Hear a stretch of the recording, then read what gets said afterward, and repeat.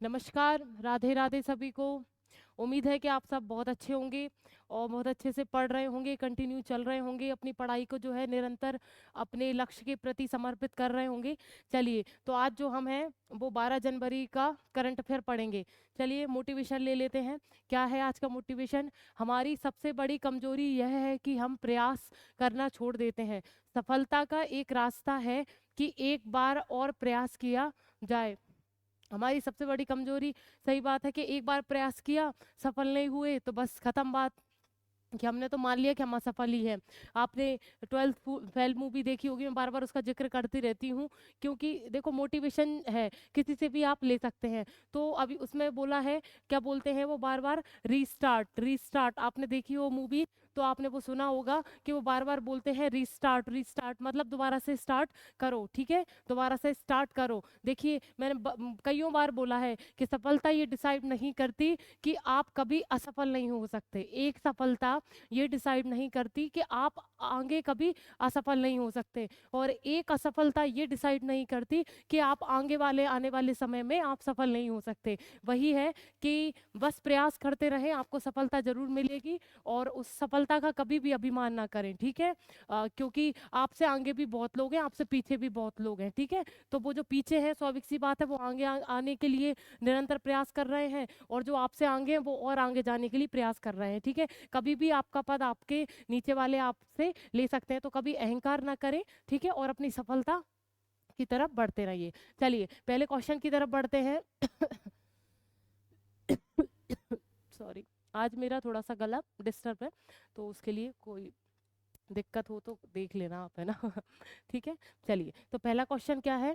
पहला क्वेश्चन है, राष्ट्रीय मानव तस्करी जागरूकता दिवस हर साल कब मनाया जाता है? इसके ऑप्शंस आपके सामने हैं। पहला है 10 जनवरी, 11 जनवरी, 12 जनवरी, 13 जनवरी। बताइए क्या पूछा जा रहा है, कि राष्ट्रीय मानव तस्करी जो जागरूकता दिवस है वो कब मनाया जाता है? इसका जो आंसर है वो है 11 जनवरी। इसका क्या आंसर है? 11 जनवरी। 11 जनवरी को जो है मानव तस्करी दिवस मनाया जाता है। इसका अर्थ समझ लीजिए। देखिए, आपने देखा हो कि जबरदस्ती किसी को भी पैसे के बदले हिंसा करके, ठीक है, धोखाधड़ी में फंसा के और उसको किडनैप कर लिया जाता है, या तो उससे जबरदस्ती वेश्यागिरी कराई जाती है, या मतलब भीख मंगाई जाती है, ठीक है, बहुत सारे काम कराए जाते हैं, जैसे उसके अंग निकाल लिए जाते हैं, किडनी निकाल ली, उसको हर महीने उसका रक्त निकाल लिया जाता है, बालों को निकाल लिया जाता है, क्योंकि आपने देखा हो कि बाल जो अभी किस कीमत से बिक रहे हैं। तो कहीं ना कहीं इस तरीके की मानव तस्करी यानी मानव को किसी भी धोखाधड़ी से उनको ले जाना, और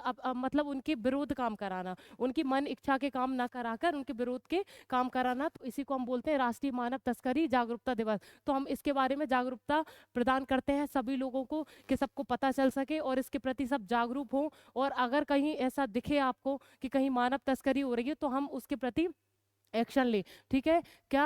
11 जनवरी को हम ये मनाते हैं, ठीक है। संयुक्त राष्ट्र के द्वारा इसकी एक परिभाषा दी गई है, ठीक है। यही परिभाषा है, किसी हिंसा से या किसी धोखाधड़ी से, ठीक है, बहला फुसलाकर उसको किसी व्यक्ति को ले जाना और उससे मन विरोध काम कराना, ठीक है, उसके मन की इच्छा नहीं है तब भी उससे ये काम कराना, उसी को हम बोलते हैं मानव तस्करी, ठीक है, मानव तस्करी। चलिए, अगले क्वेश्चन की तरफ बढ़ते हैं।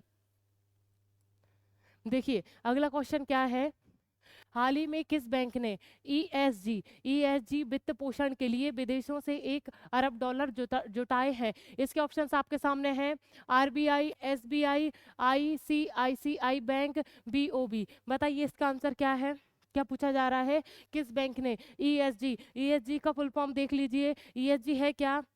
इन्वायरमेंट, सोशल और गवर्नेंस। मतलब क्या है? पर्यावरण, सामाजिक और जो गवर्नेंस है, हमारी सरकार है, उन तीनों से मिलकर एक जो बैंक काम करता है वित्त पोषण के लिए, इन तीनों के लिए जो काम करता है वित्त पोषण के लिए, जो बैंक, उसने कितने डॉलर रुपए कमाए हैं? 1 अरब डॉलर रुपए कमा लिए हैं। वो बैंक के बारे में आपसे पूछा जा रहा है। इसमें लिख लीजिए, एनवायरमेंट, सोशल और गवर्नेंस, ठीक है। तीनों के लिए पैसे यानी अर्थ से संबंधित जो पैसे जुटाए हैं वो कुछ बैंक ने जुटाए हैं, ठीक है। इसका जो आंसर है वो एसबीआई। इसका क्या आंसर है? एसबीआई, सभी को पता है, ठीक है। एसबीआई जो है इसका आंसर है। और वित्त पोषण इसने कितने पैसे जुटा लिए हैं?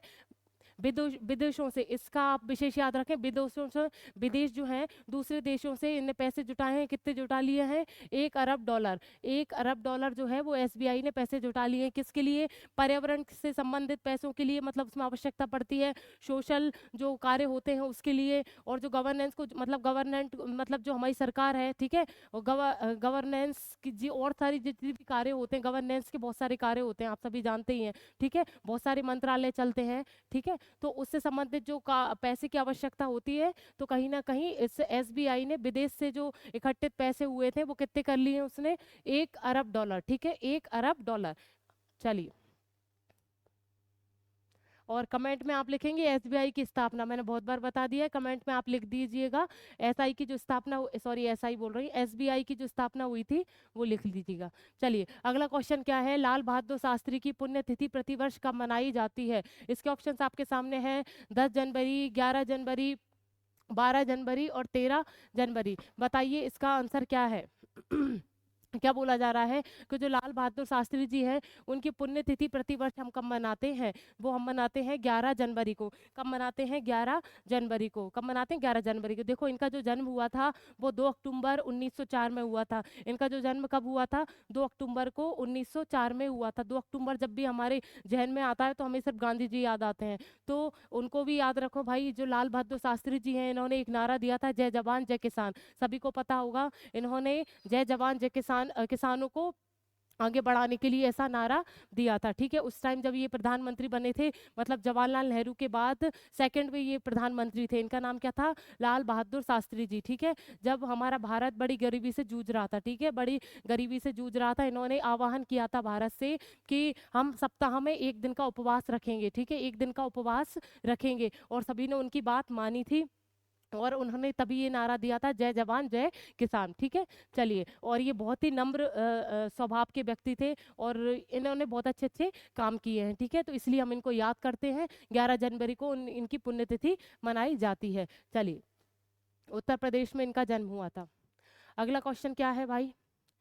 देखिए, अगला क्वेश्चन है, हाल ही में प्रदूषण से निपटने के लिए असम के मुख्यमंत्री द्वारा गुवाहाटी में कितनी इको बसों का अनावरण किया है? इको बस जो है, इको बस से आप चलिए मैं बताऊंगी। इको बसों का अनावरण किया है, किसने किया है? मुख्यमंत्री, कहाँ के? असम के। असम के जो मुख्यमंत्री हैं वो, उनके द्वारा गुवाहाटी में कितनी बसों का, ई बसों का, इको बसी का बस जो है उनका अनावरण किया है, या मतलब उनका उद्घाटन किया है? उसका जो ऑप्शन है वो आपके पास है, 50, 100, 125, 200। बताइए इसका आंसर क्या है, कितनी इको बसों का इन्होंने उद्घाटन किया है? इसका जो आंसर है वो है 200। 200 जो बसें हैं वहाँ, जो गुवाहाटी, असम में जो गुवाहाटी है, गुवाहाटी में इको बसों का, 200 इको बसों का उद्घाटन किया है। कहाँ के मुख्यमंत्री? असम के मुख्यमंत्री। अब सवाल ये आता है कि असम के मुख्यमंत्री हैं क्या, और है कौन से? तो उनका नाम क्या है? हेमंत बिश्व शर्मा। क्या है? हेमंत बिश्व शर्मा जो है वो असम के मुख्यमंत्री, उन्होंने ये उद्घाटन किया है इको बसों का, ठीक है। उनका एक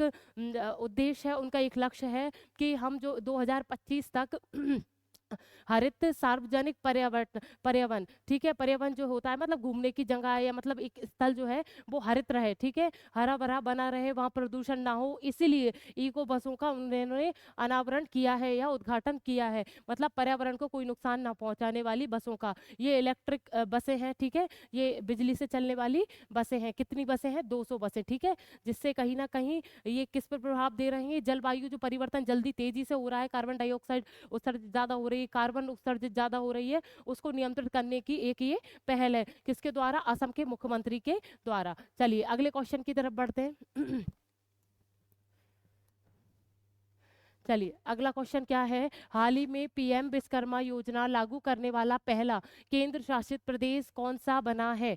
कौन सा बना है? इसके ऑप्शंस आपके सामने हैं, नई दिल्ली, जम्मू कश्मीर, लद्दाख, इनमें से कोई नहीं। क्या पूछा जा रहा है? पीएम विश्वकर्मा योजना जो है वो पहला ऐसा केंद्र शासित प्रदेश है जिस पर ये योजना लागू की गई है। क्या नाम है उसका? पीएम विश्वकर्मा योजना। सबसे पहले ऑप्शन है आपके पास, इसका आंसर आप बताइए कि इसका आंसर क्या हो सकता है। इसका जो आंसर है वो है जम्मू कश्मीर। इसका क्या आंसर है? जम्मू कश्मीर। पहले ये समझ लिए पीएम विश्वकर्मा योजना है क्या। पीएम विश्वकर्मा योजना जो है वो कारीगरों और शिल्पकारों के लिए ये योजना बनाई गई है। कारीगर जो हैं और जो शिल्पकार हैं, अगर उनको उद्योग करना है तो वो 5 लाख तक का ब्याज ले सॉरी ऋण ले सकते हैं, ठीक है, उधार ले सकते हैं बैंकों से, पर उस पे जो ब्याज लगेगा वो बहुत कम लगेगा, ठीक है। सरकार के द्वारा जो ब्याज लिया जाएगा वो बहुत कम लिया जाएगा। किस किस के लिए सुविधा है? कारीगर के लिए, ठीक है, लोन लिया जा सकता है। कारीगर कौन कौन लोन ले सकता है? कारीगर ले सकता है, शिल्पकार ले सकते हैं, ठीक है, जो है वो लोन ले सकते हैं, वो 5 लाख तक का लोन ले सकते हैं, उस पर जो ब्याज होगा वो बहुत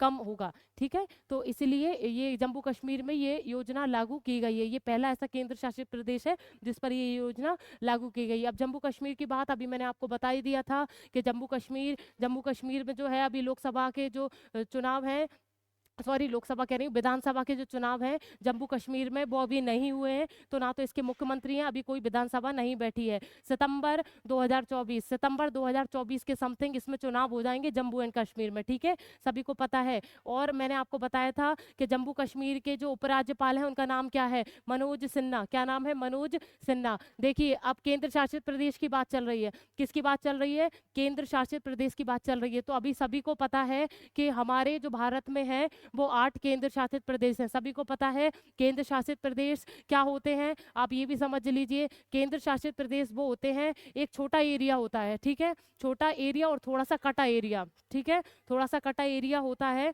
और बहुत दूर होता है, हमारी स्थिति से दूर होता है और कम क्षेत्रफल होता है, ठीक है, उसका क्षेत्रफल होता है जो कम होता है, ठीक है। तो कहीं ना कहीं उसका उस पर जो राज्य होता है वो केंद्र शासन का होता है, मतलब केंद्र सरकार पर उस पर शासन करती है, ठीक है। छोटा क्षेत्र होता है और उसकी संस्कृति भी बहुत अलग होती है, इसलिए उसको केंद्र शासित प्रदेश घोषित कर दिया जाता है, ठीक है। चलिए तो हमारे पास 8 केंद्र शासित प्रदेश हैं, ठीक है। आप देख लीजिए जल्दी जल्दी कौन कौन से हैं, आप सभी को पता होगा पर फिर भी एक बार आप देख लीजिए। हाँ कौन कौन से हैं सभी को पता होगा, जिस जिसको पता है सभी लिखते जाएं, अपनी कॉपी पर लिखते जाएं, ठीक है। और मुझे कमेंट में आप ये भी लिखेंगे कि जो लेह लद्दाख और जम्मू कश्मीर को केंद्र शासित प्रदेश बनाया तब जो है वो कितनी तारीख को बनाया, ये मैंने आपको उसी दिन बताया था। आप मुझे कमेंट में लिखेंगे क्योंकि मैंने परसों नरसों क्लास में ये आपको बता दिया था, ठीक है। और लेह लद्दाख मतलब लद्दाख को जो हमने केंद्र शासित प्रदेश बनाया वो कौन से अनुच्छेद के अंतर्गत बनाया गया, ये भी आप कमेंट में करेंगे। चलिए तो जो हमारी क्या है केंद्र शासित प्रदेश, पहला हम कौन सा लिख लेते हैं? चंडीगढ़। क्या लिख लेते हैं? चंडीगढ़, ठीक है, चंडीगढ़। दूसरा कौन सा है? दिल्ली। ये केंद्र शासित प्रदेश की बात चल रही है, ठीक है। और मैंने हाँ ये चंडीगढ़, दिल्ली और क्या है? पांडुचेरी, पांडुचेरी। लक्षद्वीप, लक्षद्वीप तो आप सभी सुन ही रहे होंगे, अभी इतना ज़्यादा चर्चाओं पर है लक्षद्वीप कि इसकी कोई हद नहीं। आप न्यूज़ चैनल उठा के देखेंगे बस लक्षद्वीप की ही बात हो रही है।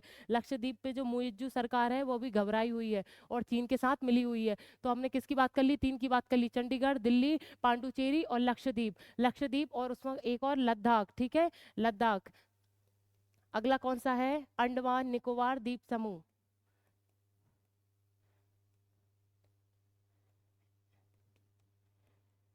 निकोबार, ठीक है। अगला कौन सा है? जम्मू एंड कश्मीर। लास्ट कौन सा है? दादर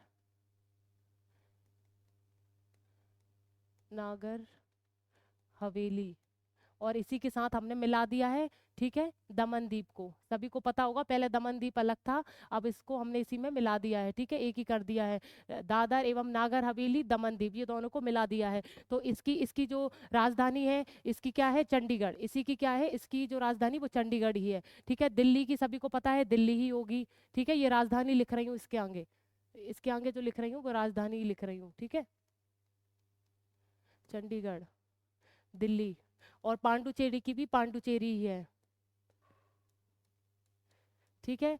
और जो लक्षद्वीप की है अभी सभी चर्चाओं में रहे। देखो मैं एक बात बोलूं, जब भी कोई चीज अगर चर्चा में आ जाए तो उससे जितनी भी चीजें निकल रही हैं, अब जैसे लक्षद्वीप चर्चा में है तो आप उसके बारे में कितना आप जान सकते हैं, ठीक है, कितना आप पता कर सकते हैं लक्षद्वीप कहाँ कैसे पहुंच सकते हैं, उसकी राजधानी क्या है, तो हर चीज उसकी आप देख लीजिएगा, ठीक है। कवरावती, कवरत्ती, ठीक है।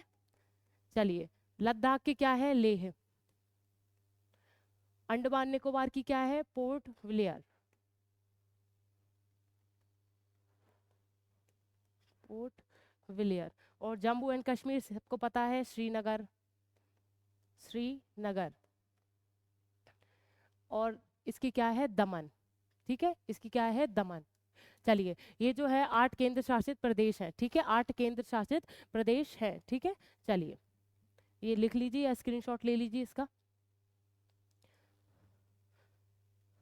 और सभी को पता है कि चीन और भारत और लक्षद्वीप के बीच में क्या क्या चल रहा है। ठीक है, उसका अपडेट आप बनाए रखें। ठीक है, चलिए।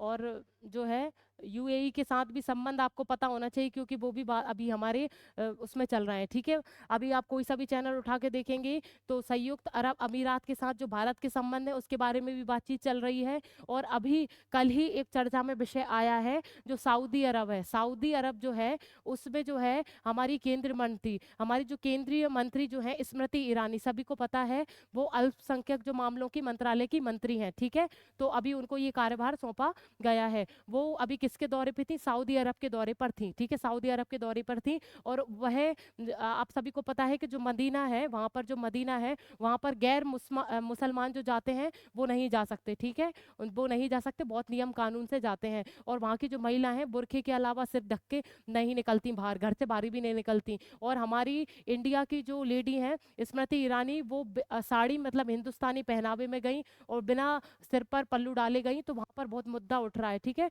मतलब अन्य जो मुसलमानिक जो देश हैं वो लोग मुद्दे उठा रहे हैं कि मतलब ये कैसे चली गई, क्या हो गया। ठीक है, तो कहीं ना कहीं इससे भारत की पावर दिखती है, भारत की शक्ति दिखती है कि हमारी केंद्रीय मंत्री मदीना में घुमाई और मतलब अपने ही संस्कृति के साथ, कहीं ना कहीं बहुत अच्छी बात है। और हमारा आप देख रहे हैं भारत का जो विदेश जो एक मित्र मंडल है वो बढ़ता जा रहा है। यूएई के साथ अभी आपने देखा वाइब्रेट जो गुजरात सम्मेलन हुआ, अभी 10 तारीख को उद्घाटन हुआ, उसमें यूएई के राष्ट्रपति जी आए थे। ठीक है, नाहियान। ठीक है, और जो हमारे जो मोदी जी हैं उनसे तो संबंध अच्छे बना ही लिए हैं। सऊदी अरब में हमारी केंद्रीय मंत्री पहुंची गई हैं। तो आप देख रहे हैं जो मुसलमानिक जो देश हैं उनके साथ हमारा संबंध बहुत अच्छा होता जा रहा है। ठीक है, और जो मोदी जी हैं हमारे जो यूएई के जो राष्ट्रपति उनसे भाई बोलकर संबोधित उनको करते हैं। तो कहीं ना कहीं उनका जो व्यवहार है, हम विदेश नीति में बहुत अच्छे होते जा रहे हैं। ठीक है, और एक सऊदी अरब से एक और समझौता आ गया है, आप उसको भी नोट कर लीजिएगा। जब ये केंद्रीय मंत्री वहां गई थी और उन्होंने हमारे भारत से जाने वाले जो लोग हज मुसलमान जो भाई है हमारे, वो हज की तरफ जाते हैं, वो बहुत कम संख्या में जाते थे। ठीक है, उनकी संख्या होती थी कम, पर उनने एक समझौता किया है हमारी केंद्रीय मंत्री ने और सऊदी अरब के जो सरकार है उन्होंने एक समझौता किया है कि अगली बार मतलब 2024 में जो हमारे मुसलमान भाई जो है वो कितने लोग जाएंगे, 1,75,000। ये बहुत अच्छी संख्या है। मतलब हज पर जाने वाले की संख्या कितनी हो जाएगी, 1,75,000 जो है वो लोग जो है वो हज पर जा सकते हैं हमारे भारत के। तो ये कहीं ना कहीं मुसलमान भाइयों के लिए बहुत अच्छा एक आदेश है और एक बहुत अच्छी संधि है। चलिए, अच्छी बात है, उनके लिए बहुत बहुत शुभकामनाएं। अब आगे की तरफ बढ़ते हैं। अगला क्वेश्चन क्या है, चलिए अगला क्वेश्चन क्या है, हाल ही में किस राज्य के राज्यपाल आरिफ मोहम्मद, क्या है, किस राज्य के जो राज्यपाल हैं आरिफ मोहम्मद ने राम मंदिर राष्ट्र मंदिर एक साझी सांझी विरासत पुस्तक का विमोचन किया है। इन्होंने एक पुस्तक लिखी है। ठीक है, आरिफ मोहम्मद ये एक राज्यपाल है, वो किस राज्य के राज्यपाल हैं ये आपसे पूछा गया है। और उन्होंने पुस्तक का नाम क्या रखा है, राम मंदिर राष्ट्र मंदिर एक सांझी विरासत। ठीक है, ये पुस्तक का नाम है, उसका विमोचन किया है वो कौन से राज्यपाल ने किया है ये आपसे पूछा जा रहा है। इसके जो ऑप्शंस हैं केरल, आंध्र प्रदेश, उत्तर प्रदेश, मध्य प्रदेश। बताइए इसका आंसर क्या हो सकता है। देखिए इसका जो आंसर है वो है केरल। इसका क्या आंसर है, केरल। केरल के जो राज्यपाल हैं उनका नाम क्या है, आरिफ मोहम्मद। क्या नाम है, आरिफ मोहम्मद। आरिफ मोहम्मद ने जो है वो केरल के राज्यपाल हैं, उन्होंने एक पुस्तक का विमोचन किया है, उसका नाम क्या है, इसको अच्छे से याद कर लें, राम मंदिर राष्ट्र मंदिर एक साझी विरासत। ठीक है, राम मंदिर राष्ट्र मंदिर एक साझी विरासत, ये पुस्तक है उन्होंने लॉन्च की है। किसने लिखी है, राज्यपाल कौन से, केरल के राज्यपाल, उनका नाम क्या है, आरिफ आरिफ मोहम्मद। ठीक है, और इसमें जो विश्व हिंदू परिषद के जो प्रमुख हैं वो भी इसमें आए थे। ठीक है, विश्व हिंदू परिषद के जो प्रमुख हैं आलोक कुमार, वो भी इसमें, ये आप स्पेशल याद रखें, देखिए इसमें लिख रहा है, आप इसको नोट करिएगा, ये कभी भी कोई भी चीज़ आ सकती है, कभी कभी भी किसी भी चीज़ को बहुत हल्के में नहीं लेना चाहिए। ठीक है, तो क्या देखो क्या पूछा जा रहा है, मैंने अभी क्या बोला, विश्व हिंदू परिषद, विश्व हिंदू परिषद के जो अध्यक्ष हैं उनका नाम क्या है, आलोक कुमार। आलोक कुमार भी इस प्रोग्राम में शामिल थे। और राम जन्मभूमि तीर्थ स्थल के जो कोषाध्यक्ष हैं, कोषाध्यक्ष जो हैं राम जन्मभूमि के, वो उनका नाम क्या है, गोविंद गिरी, वो भी वहां पर उपस्थित थे। ये दो जो लोग थे वहां पर उपस्थित थे, और लोग भी थे पर ये मेन हस्तियां थी। चलिए अगली तरफ बढ़ते हैं। चलिए अगला क्वेश्चन क्या है, हाल ही में किस राज्य सरकार ने बाहरी लोगों द्वारा कृषि भूमि खरीदने पर प्रतिबंध लगाया है? इसके ऑप्शंस आपके सामने हैं, असम, हिमाचल प्रदेश, उत्तराखंड, छत्तीसगढ़। बताइए इसका आंसर क्या हो सकता है। देखिए इसका जो आंसर है वो है उत्तराखंड। इसका क्या आंसर है, उत्तराखंड। इन्होंने क्या बोला है कि हमारे जो राज्य में है बाहरी दूसरे राज्यों के जो लोग हैं उस वो जमीन नहीं खरीद सकते, उन्होंने ऐसा नियम बना दिया है। किस सरकार ने, उत्तराखंड सरकार ने। उत्तराखंड के जो मुख्यमंत्री उनका नाम क्या है, पुरुषोत्तम सिंह रूपाला, सॉरी रूपाला नहीं, पुरुषोत्तम सिंह धामी, पुरुषोत्तम सिंह धामी। और जो रूपाला है, पुरुषोत्तम रूपाला जो है वो हमारे डेयरी पालन, मत्स्य पालन और पशुपालन के जो केंद्रीय मंत्री हैं। ठीक है, उनका नाम भी पुरुषोत्तम रूपाला है और इनका नाम है पुरुषोत्तम सिंह धामी। ये मुख्यमंत्री हैं कहाँ के, उत्तराखंड के। ठीक है, उन्होंने ये कहा है कि अन्य राज्य के जो लोग हैं वो हमारे इधर कृषि नहीं कर सकते, खेती नहीं ले सकते या जमीन नहीं खरीद सकते। चलिए अगले क्वेश्चन की तरफ बढ़ते हैं। अगला क्वेश्चन क्या है, हाल ही में किस राज्य सरकार ने आपदाओं की पूर्ण चेतावनी के लिए राहत वाणी केंद्र लॉन्च किया है? इसके ऑप्शंस आपके सामने हैं, उत्तर प्रदेश, उत्तराखंड, मणिपुर, मिजोरम। बताइए क्या पूछा जा रहा है, आपदाओं की पूर्व चेतावनी के लिए एक कौन सा पोर्टल लॉन्च किया है, वाणी केंद्र, राहत वाणी केंद्र लॉन्च किया है। वो कौन सी सरकार ने किया है, वो किया है उत्तर प्रदेश सरकार ने। वो किसने किया है, उत्तर प्रदेश की सरकार ने क्या है, राहत वाणी जो केंद्र है वो लॉन्च किया है। जब भी कोई आपदा आएगी तो उससे पूर्व आपको चेतावनी दे दी जाएगी। ठीक है, आपको बता दिया जाएगा कि भाई ये आपदा आने वाली है, और कहीं ना कहीं इससे ये चेतावनियां भी दी जाएंगी कि अगर आपदा आ भी गई तो आप उसका प्रबंधन कैसे करेंगे, ठीक है, रख रखाव कैसे करेंगे। तो कहीं ना कहीं ये एक बहुत अच्छी बात है उत्तर प्रदेश सरकार के लिए। चलिए आगे बढ़ते हैं, अगला क्वेश्चन क्या है अगला क्वेश्चन है, हाल ही में किसने स्कॉटिक जूनियर ओपन अंडर 19 खिताब जीता है? इसके ऑप्शंस आपके सामने हैं, कौशलबर्ग, Robin McAlpine, Anahat Singh, Divyanshi Jain. बताइए इसका आंसर क्या है। इसका जो आंसर है अनाहत सिंह। क्या है, अनाहत सिंह। इन्होंने 2024 का खिताब जीता है, कौन सा, स्कॉट जूनियर ओपन अंडर 19 खिताब जीता है। 2023 का ये खिताब है। ठीक है, अंडर 19 ये खिताब है। ठीक है, आप सभी को पता है कि इन्होंने किसका ये इसको देखिए, आप ये देख लीजिए, देखिए ये इस्क्वेस, ये एक किसकी खिलाड़ी, इस्क्वेस की खिलाड़ी। इस्क्वेस मैंने आपको बताया था, पहले भी बताया था कि एक सामने एक दीवार होती है, एक लचीली बॉल होती है, दो इधर खड़े रहता है, एक व्यक्ति इधर खड़ा रहता है, ताकत से उस दीवार पे मारते हैं, तो उस टाइप का ये गेम है। ठीक है, उसमें उसमें इन्होंने 2023 का ये खिताब जीता है अंडर 19 का। और इसी के साथ आप ये देख लीजिए, लड़कियों के अंडर 11 वर्ग में दिव्यांशी जैन उप विजेता रही हैं। ठीक है, अंडर 11 की बात चल रही है। ठीक है, अंडर 11 की बात चल रही है, उसमें दिव्यांशी जैन जो है वो उप विजेता रही हैं। लास्ट क्वेश्चन क्या है, लास्ट क्वेश्चन है, हाल ही में भारत और किस देश ने अपने परमाणु प्रतिष्ठानों की सूची का आदान प्रदान किया है? इसके ऑप्शंस आपके सामने हैं, चीन, पाकिस्तान, अमेरिका, रूस। बताइए इसका आंसर क्या है। इसका जो आंसर है वो है पाकिस्तान। इसका जो आंसर है वो है पाकिस्तान। भारत और पाकिस्तान ने जो है परमाणु जो प्रतिष्ठान और जो सूची है उसका आदान प्रदान किया है। ठीक है, हमेशा करते हैं, ये हमेशा करते हैं, किसका आदान प्रदान करते हैं, परमाणु प्रतिष्ठानों का जो सूची है उसका आदान प्रदान करते हैं भारत और पाकिस्तान। ठीक है, और ये 23वीं,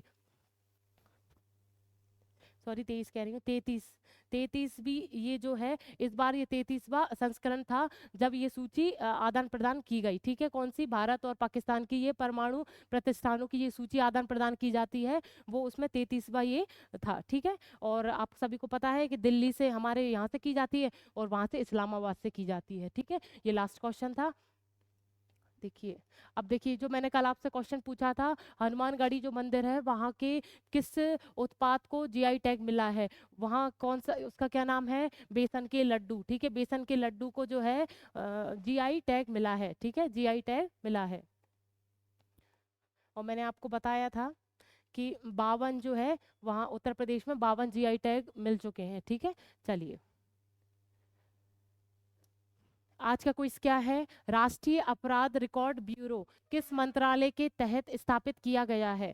राष्ट्रीय अपराध रिकॉर्ड ब्यूरो किस मंत्रालय के तहत किया गया है, ये आप बताएंगे, ठीक है? स्थापित किया गया है, इसका आंसर आप सभी बताएंगे, ठीक है? और आप ये जो 3 मैंने जो राज्य दिए दिए थे, मैं उसका और आंसर बता दे रही हूँ, ठीक है? मैंने क्या दिया था? पहले उत्तराखंड दिया था, उत्तराखंड की राजधानी देहरादून, और फिर उसी के जो मुख्यमंत्री हैं पुरुषोत्तम सिंह धामी, और उसके जो राज्यपाल हैं उनका नाम क्या है? उसके गुरमीत सिंह, उनका नाम क्या है? गुरमीत सिंह। अब हम आ जाते हैं तमिलनाडु। तमिलनाडु की जो राजधानी है वो है चेन्नई, ठीक है? और उसके जो मुख्यमंत्री हैं वो एम के स्टालिन, क्या नाम है? एम के स्टालिन। और उनके जो राज्यपाल है उनका नाम क्या है? आर्यन रवि, आर्यन रवि। अब आंध्र प्रदेश, आंध्र प्रदेश की जो राजधानी है अमरावती, ठीक है? उसके जो मुख्यमंत्री हैं जगन मोहन रेड्डी, जगन मोहन रेड्डी। और उनके जो मुख्यमंत्री हैं अब्दुल नजीर, अब्दुल नजीर, ठीक है? ये 3 राज्यों को मैंने दिया था। अब मैं आगे मैं कल और 3 राज्य और बता दूंगी, तो आप उसका और कराना, ठीक है? उसी के साथ मैं कल मिलती हूँ। राधे राधे।